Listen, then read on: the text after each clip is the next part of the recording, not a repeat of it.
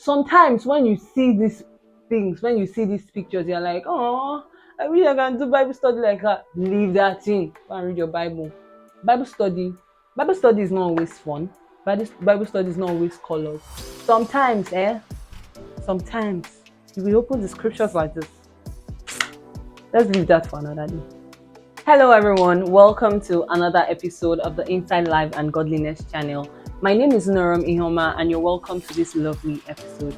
On today's episode, we're going to be discussing aesthetic Christianity. Aesthetic Christianity. Aesthetic Christianity. If you're a new listener or you're watching us for the first time, you're welcome to this channel. Please don't forget to like, share, subscribe. And if you're a returning subscriber or a returning watcher, thank you so much for sticking with us. Let's delve into our subject matter for the day. So, what is the first thing that comes to your mind when you hear aesthetics? For me, it's Pinterest.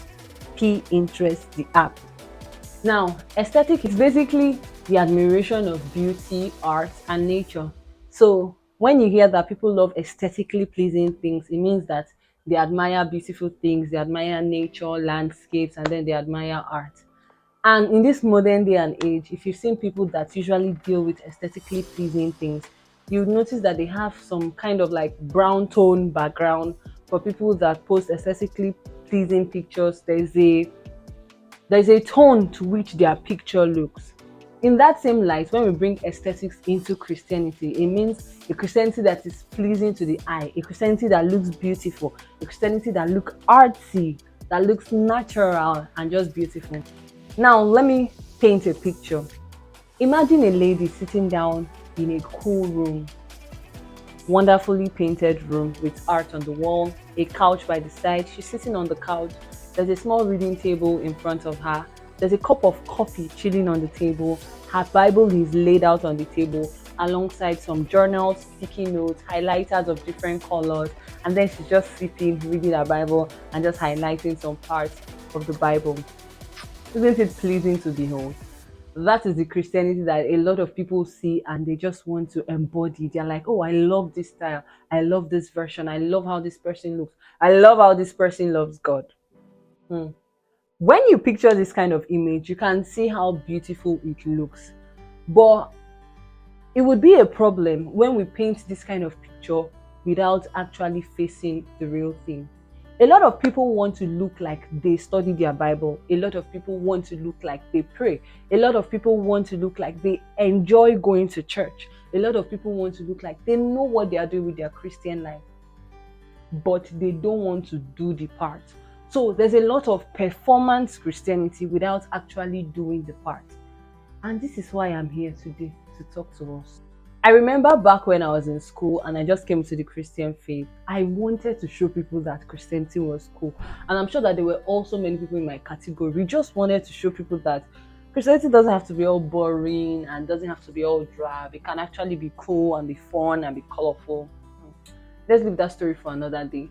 But the point I'm trying to make is that when we begin to dabble in performative duties or performance rather than the actual thing, we lose the true essence of Christianity.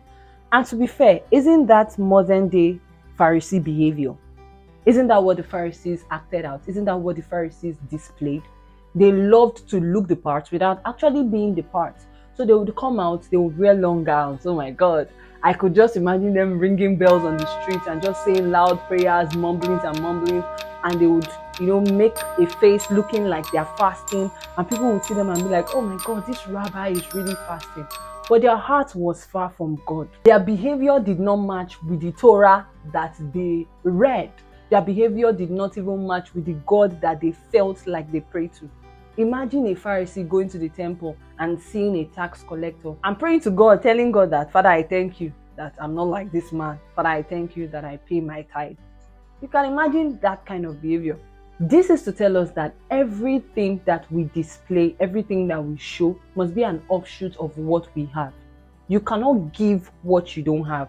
It is beautiful to look like you are doing Bible study. It is beautiful to highlight every part of your Bible with yellow highlighters, pink highlighters, blue highlighters.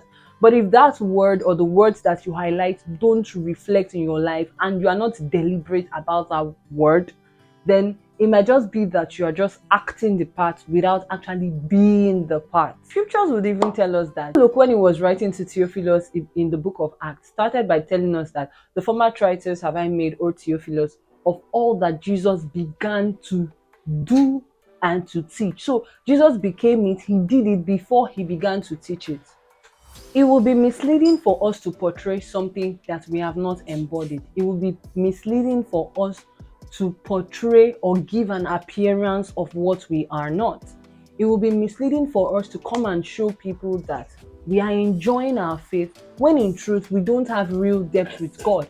It will be misleading for us to come and tell people about prayer, about the essence of prayer, about how joyful it is to pray without truly praying. It will be misleading for us to come and tell people the benefits of studying the Bible when we have not truly stayed to study the Bible. And this is not to say that if you're still believing God for these things to grow in the place of the word or to grow in the place of prayer, you cannot talk about these things.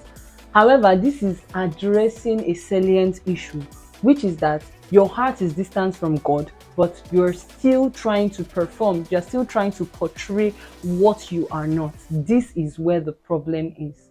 It will be problematic to bring the Pharisees' behavior into the 21st century.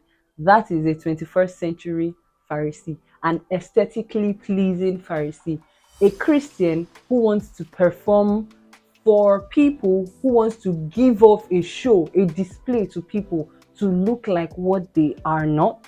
A Christianity of showmanship without true fellowship. A Christianity of beauty without true depth. At the end of the day, we must fight what looks like art to the common man, draped in beauty and colors, but is not truly art to our God. It does not please our God.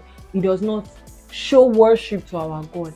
It does not glorify our God, and it does not seek to honor our God. We must worship our God in spirit and in truth, not for the common man.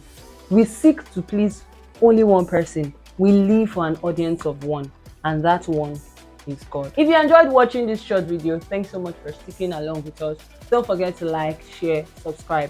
I'll see you next time. Bye. Don't tire. I don't finish. There's no grief. Does not glorify our God. Does not glorify our God. Does not glorify our God. Does not glorify our God. Okay.